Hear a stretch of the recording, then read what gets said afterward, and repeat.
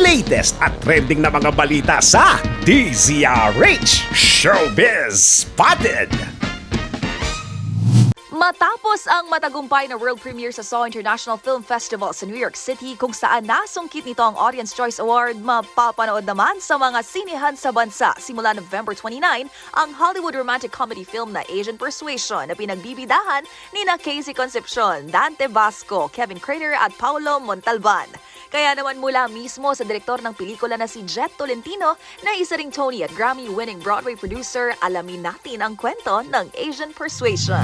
Asian Persuasion is actually a story of Filipino couple in the United States. They've been living together for 15 years, but you know, as it happens, sometimes love jumped out of the window. And in the United States, we have this thing called divorce. So they had to do that in order to survive and just to coexist for their daughter. Ito ang feature directorial debut ni Tolentino. Kwento ni Direk Jhett, February 2021 niya unang nabasa ang script na ginawa ng writer na si Mike Ang. Originally, he wrote it only for a Filipino-American perspective. Yeah. But if you look back, around that time in the United States, it was also the peak of Asian hate. So, to me, I've been invited so many times to go protest and all that, but I'm not that kind of a protester. Like, because to me, no matter how much we protest, it'll just be a white noise at the night's news, right? Para sa akin kasi, naghanap ako ng outlet na, oh, you think we don't belong here? Let me show you that we belong here. So that's why I grabbed that script and I said, okay, I want to make this as my directorial debut. Kung ito ang unang pagsabak ni Direk Jhett sa paggawa ng pelikula, pagbabalik big screen naman ito para sa aktres na si Casey Concepcion matapos ang ilang taon.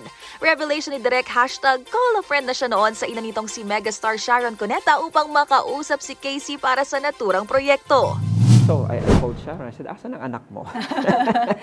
Like that. Call a friend na po. Kaya na, I called Sharon. And she, you know, so I said, can you please tell her to check her DMs? Because I have a message. So that was the start. And then I Zoomed with Casey. I sent her the script. She read it in one sitting for like less than an hour. Wow. And she connected with the script. I just did not easily pick anybody. I have to let you know that it was calculated and planned because Casey has our local Oscars, FAMAS, right? So, you know, she's no slouch.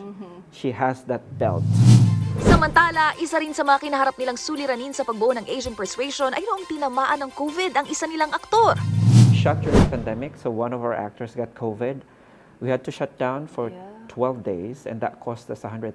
$100,000 that we did not have in our budget. Ang Asian Persuasion ay binubuo ng cast and crew mula sa 21 Asian countries. And again, because Asian Persuasion is represented by 21 Asian countries. So we had this similar Asian culture on set, but then again, you know, you have to make sure that you bring up a very cohesive working environment for everybody. At syempre, napunta rin ang aming kwentuhan ni Direk Jhett sa very intriguing tagline ng pelikula na every great marriage could use a good divorce. I wish that every Filipino couple would watch this movie, that in the lifetime of a love affair, it's not always a walk in the park, right? It's not champagne and roses. There are moments that you have to like be by yourself. And your partner has to respect that and give you that space. So in a healthy relationship, it is for me, my point of view is that it's important to separate a bit. So because there's no divorce law in the Philippines, so I would say just take a pause. And again, depending on your terms and conditions. Ito naman ang sagot ni Direk Jhett ng aking matanong kung paano kaya ang posibleng pagtanggap ng Pinoy audience sa Asian Persuasion gayong nananatiling kontrobersyal ang issue ng divorce sa bansa. I thought of that from the beginning, of course, and I was like, that was one of my attraction, right? Because to me, I think of my so many friends, especially women friends in the Philippines, who's been struggling with the annulment, right? One of them has to declare mentally incapacitated. in order to be approved for an annulment, right? And there are those also, a lot of children are born illegitimate Yeah. because the father actually is still married with someone else, right? So to me, it's a bit of a hypocritical to keep doing that, right? And then the Filipinos are subjected to this very long process and more expensive annulment cases. Yun lang, iniisip ko lang yung mga kawawang minority. Yeah, but No? Again, if you don't like divorce, don't do it. but watch Asian Persuasion.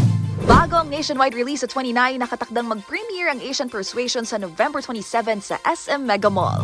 November 29, regular play date of Asian Persuasion nationwide. We will be in Cebu, November 29, with my cast from Hollywood and New York. And then December 1 in Iloilo, December 2 in Bacolod, December 5 in Clark, Pampanga. At yan ang DZRH Showbiz Hottest News. Mula sa kauna-unahan sa Pilipinas, DZRH, ito po ang inyong Showbiz Angel. Tuloy-tuloy sa pagbabalita, tuloy-tuloy sa serbisyo, sama-sama tayo, Pilipino.